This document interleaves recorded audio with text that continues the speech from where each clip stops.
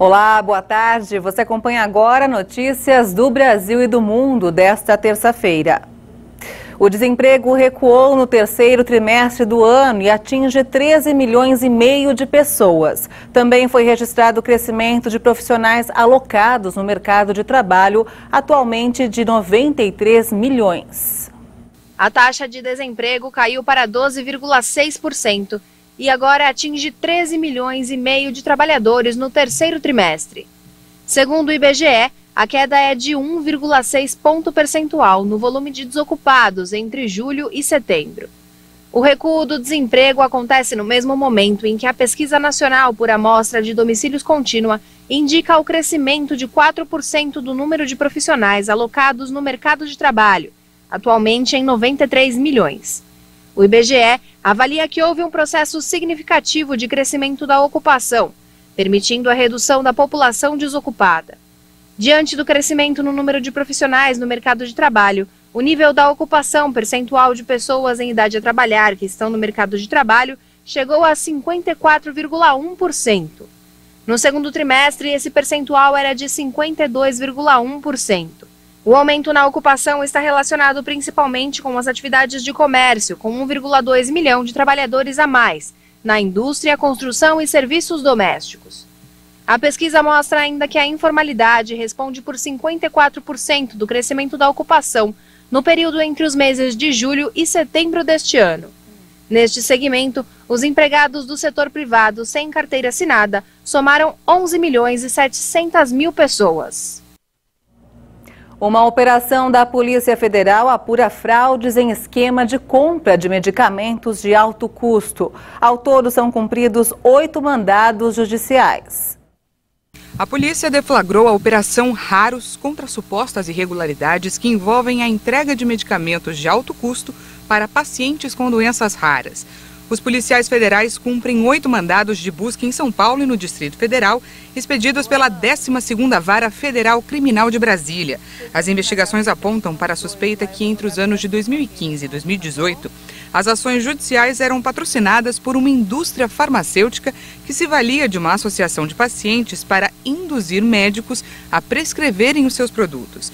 Segundo a PF, alguns pacientes sequer tinham indicação médica para uso desses remédios. A polícia também investiga se houve envolvimento de funcionários da Agência Nacional de Vigilância Sanitária nas fraudes. Os suspeitos devem responder pelos crimes de corrupção ativa, corrupção passiva e violação de sigilo funcional. As penas previstas variam de 12 a 18 anos de prisão. Problemas respiratórios, cardíacos e até mentais. Os quadros pós-Covid já correspondem a 60% dos atendimentos do programa Melhor em Casa do SUS, o Sistema Único de Saúde. Cacá está entre os 22 milhões de infectados pela Covid-19 no Brasil até agora. O diagnóstico veio em janeiro deste ano, mas diferente do que acontece com a maioria das vítimas da doença, para ela, aquele positivo do exame, que normalmente leva alguns dias para ser negativado, durou meses. Além dos sintomas mais comuns do coronavírus, a comunicadora teve uma trombose. Passou 10 dias internada em uma unidade de terapia intensiva. Assim que eu recebi alta, eu comecei a ter falta de ar, muito cansaço, muita dor de cabeça. E, a princípio, os médicos diziam que fazia parte dos sintomas ali da Covid e que aquilo ia passar. Só que aquilo foi se prorrogando, e aí eu tive 7 meses e 6 dias com esses sintomas e mais 5 outras internações.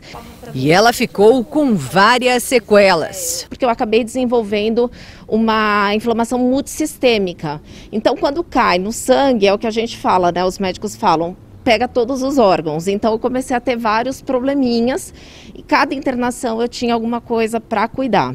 Pessoas que tiveram Covid-19 relatam sequelas no sistema respiratório, cardiovascular, neurológico, gastrointestinal, dermatológico e oftalmológico. E alguns dos sintomas mais comuns do pós-Covid são apontados pelo otorrinolaringologista.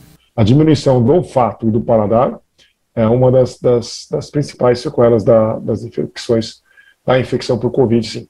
Segundo o Dr. Fábio Pina, estudos mostram que a alteração de olfato atinge ao menos 60% dos pacientes da doença. Outras pesquisas indicam que quase 90% deles são acometidos. A grande questão, o grande problema é que a gente tem mais ou menos uns 40% que recuperam parcialmente, né? Só 5% não recuperam nada. O otorrino alerta que quanto mais rápida for a procura por um especialista, melhor será o prognóstico. Dos que trataram precocemente, a maioria reverte bem, volta bem com o olfato. Mas mesmo pacientes com queixas já de longa data, mesmo assim, a gente consegue melhorar a qualidade de vida, né? Para Cacá, o tratamento foi muito além do olfato, já que foram muitas as sequelas enfrentadas por ela. Um ciclo que começou em janeiro e só terminou no meio do mês de agosto. Desafios que transformaram a vida da mulher apaixonada por esportes. Porque eu sempre gostei de correr, sempre fui corredora e tal. E eu estava super cansada de toda aquela situação de viver uma vida que não era minha. E aí eu coloquei o desafio de correr 10 quilômetros em 60 dias. E são várias as pessoas com essas sequelas que recorrem a clínicas como esta aqui na Zona Sul de São Paulo, que atua na área da medicina do exercício, com um trabalho multidisciplinar para a recuperação de pacientes de diversas doenças, inclusive da Covid-19. Em todos os casos, há tratamento? Sim. Covid, uma vez tratado e curado, há tratamento. O problema é o que a gente ainda não sabe. Por exemplo, o Covid de longa duração dá essa sensação durante bastante tempo e precisa de atendimento multidisciplinar. A Cacá frequenta essa clínica há cerca de 3 meses e chegou aqui assim. Eu tinha muita tontura, falta de ar, falta de estabilidade mesmo, física. Então eu sentava, eu tinha que estar sempre apoiando as costas, porque eu não conseguia sentar e ficar, né, sem um apoio nas costas. Eu tinha muita fraqueza e principalmente dor de cabeça tensional. Foi aí que ela começou um tratamento associado ao treinamento. Foi esse trabalho multidisciplinar que ajudou a Cacá a bater aquela meta dos 10 quilômetros em 60 dias de treino. Mas o tratamento continua, os treinos se intensificam e agora a meta é bem maior.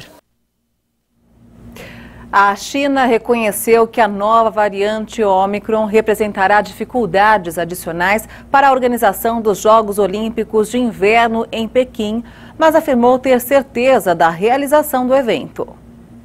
Pequim, que tem conseguido conter a pandemia em seu território graças às medidas duras, mostrou confiança sobre a realização dos Jogos Olímpicos de Inverno em meio à variante Ômicron.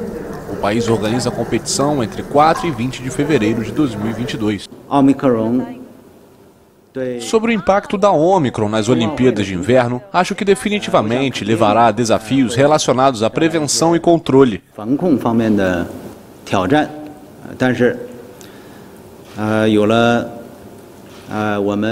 Mas a China tem muita experiência em responder à Covid-19. Acredito que as Olimpíadas de Inverno serão conduzidas sem problemas.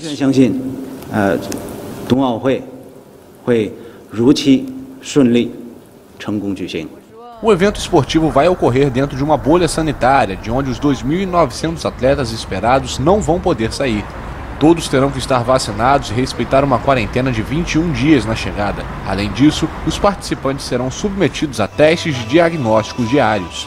Apenas os espectadores residentes na China poderão acompanhar as provas. Para conter o coronavírus, Pequim costuma limitar em larga escala os voos internacionais e exigir quarentena obrigatória para os que desembarcam no país. A vida retomou o curso normal em março de 2020, mas a China continua registrando focos esporádicos de Covid-19. E essa edição fica por aqui. Eu volto logo mais às 5 da tarde com outras informações. E se você quiser rever as nossas reportagens, é só acessar o canal HIT Notícias no YouTube. Obrigada pela sua companhia e até lá!